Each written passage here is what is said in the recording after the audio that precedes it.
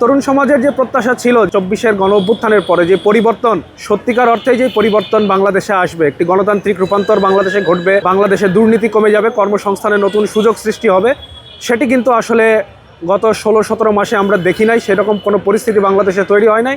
আমরা স্বৈরাচার মুক্ত বাংলাদেশ চাচ্ছি এবং মানুষ রাস্তাঘাটে অনেক স্বৈরাচারের শিকার হচ্ছে এখন পর্যন্ত, এখনও।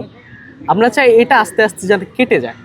বা গণভোটে কি কি বিষয় রয়েছে, তারা যে হ্যাঁ ভোট দেবেন অথবা না ভোট দিবেন, সেই হ্যাঁ বা না ভোটগুলো কোন তথ্য বা উপাত্তের উপর ভিত্তি করে তারা হ্যাঁ ভোট দিবেন বা না ভোট দিবেন, সেই বিষয়গুলো এখনও অধিকাংশ সাধারণ মানুষ তারা জানেন না।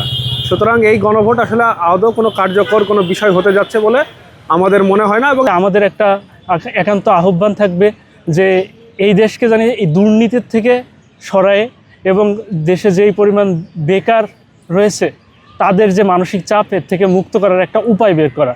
যে নেতৃত্বই আসুক, মানুষ যাতে সঠিক বিচারটা চায়, এটাই চাওয়া আমাদের। এর বেশি আসলে চাওয়ার কিছু নাই। তথাকথিত যে বড় দুটি রাজনৈতিক দল বিএনপি এবং 71-এর পরাজিত শক্তি জামাত ইসলামী, তারা কিন্তু সরকারের নির্দেশনা অমান্য করেই কিন্তু তারা কিন্তু আসলে নির্বাচনী যে প্রচারণা, সেই প্রচারণা কিন্তু তারা চালিয়ে যাচ্ছে। সুতরাং আগামী দিনে বাংলাদেশের জনগণের ভাগ্যের খুব একটা পরিবর্তন হবে বলে, ভোটের ভিত্তিতে পরিবর্তন হবে বলে আমরা মনে করছি।